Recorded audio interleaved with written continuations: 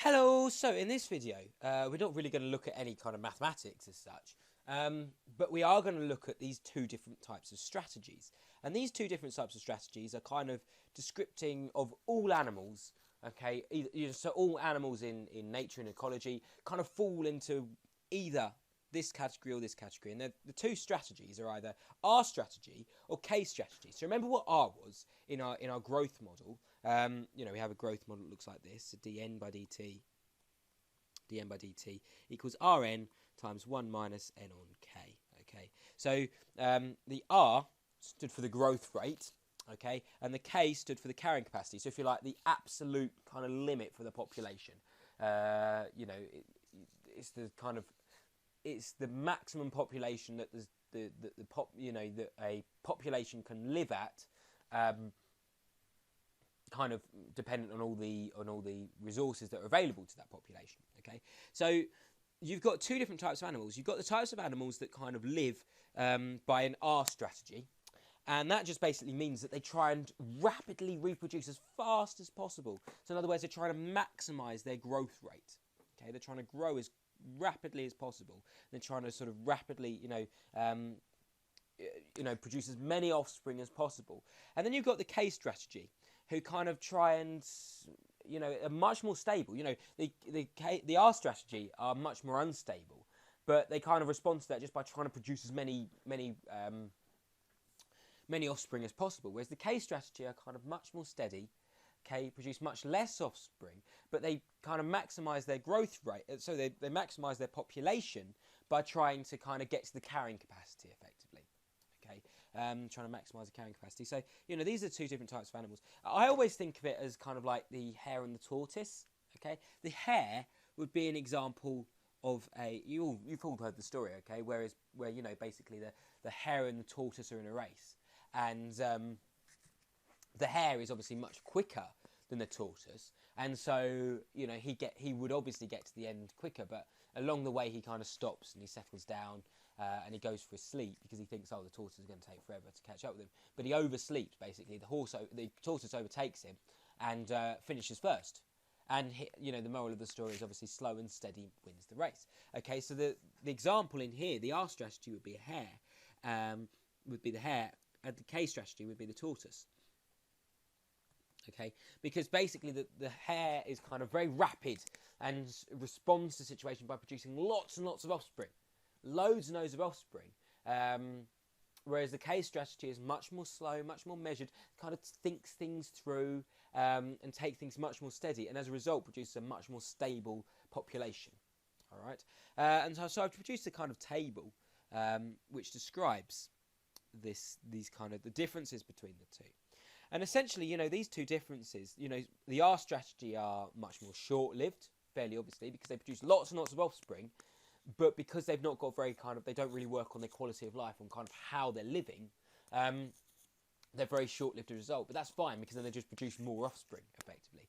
It's almost like this very disposable way of living, I suppose.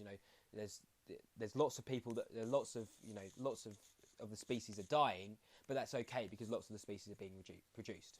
Okay, so they're very short-lived, whereas the K strategy are much more long-lived because less are being produced, or the rate at which they're being produced is much slower, but they're very long-lived, so that's fine. Okay, the R strategy, and that kind of comes into their appearance and kind of how the species look.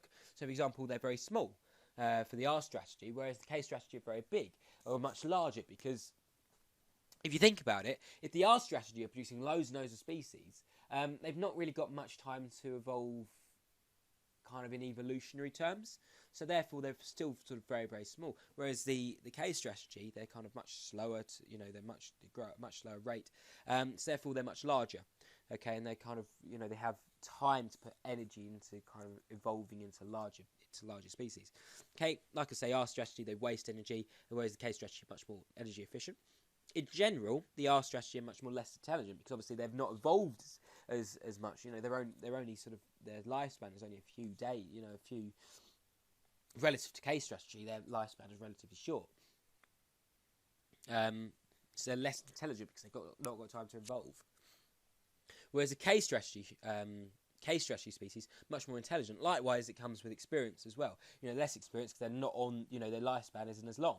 Whereas they're more experienced. It's like, if you like, an old man in a village, in a tribe, is considered the wise man because he's been on the earth for a long time. He's experienced the earth. He's much more experienced, so therefore he's considered the wise man. Whereas the R strategy, they're kind of like the youths. They've not been on the earth for a very long time, so therefore they're less intelligent, they're less experienced.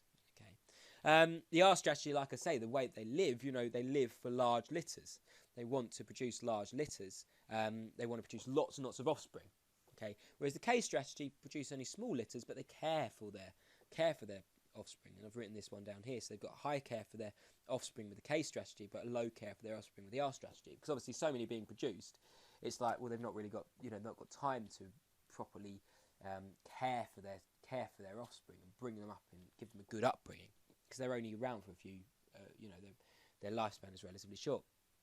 They're very quick to mature because obviously their lifespan is very short. Whereas with the K strategy, they're much more slower to mature, and that kind of produces a less stable environment in the case of fast maturation, and a much more stable environment in terms of slow maturation. Because it's like, if you're rushing something, you're less likely to do a good job. Is how I think of it. So that's kind of that's why R strategy species are much more kind of that's why that's the case. Whereas K strategy is slow maturation, so they kind of have more time, take things slower and take things steadier, so therefore they produce a much more stable environment, a stable population. Okay, strong sex drive, because again they're producing so many offspring, so they have to have as high a sex drive, whereas they've got a weaker sex drive because they're producing less offspring. Okay, and that corresponds to size at birth, because if you like, they've not been in the womb for as long, if they're produced by a womb, or maybe eggs or whatever, but they've not had as much time to develop because they've only got a very short period of time. If they're small size at birth, they've not got a very long life, so therefore they tend to be much smaller. Whereas the K strategy species, because they're going to be on the earth for much longer, they're going to be they tend to be much bigger at birth because they've had more time to develop in the growth stage. Okay, so examples of R strategy would be things like frogs, mice. You could probably come up with more for yourself. An example of K strategy would be things like elephants, right? Elephants and humans, for example. Yeah, tortoises would be one. This would be sort of rabbits as well, I suppose. And this would be tortoises. That's fine.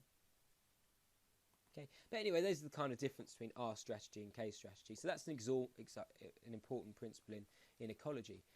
Notice that you can ask the question, well, why would an R strategy? Let me ask you a question. Why would an R strategy species be more likely to survive in a highly variable environment than K strategy? So, for example, if there's kind of a natural disaster, for example, or sort of something like that, why would R strategy species be more likely to survive? Well, the answer is that there's more of them. So, statistically speaking, R strategy species are much more likely to survive because there's more of them. If there's more of them, okay, fine, more are getting killed. Okay, but because there's more of them, there's a few, one or two, that are still likely to survive. Whereas K strategy, because there's less of them, okay, most of them will probably be killed off, if not all of them will be killed off. Okay, because there's less of them. Whereas because there's so many R strategy, they're like weeds almost. It's impossible to kill them all off. Or bacteria, it's impossible to get rid of all of the bacteria because there's so much of it. There's K strategy, there's less of them. So in a highly variable environment, the likelihood is they're all going to die. Okay?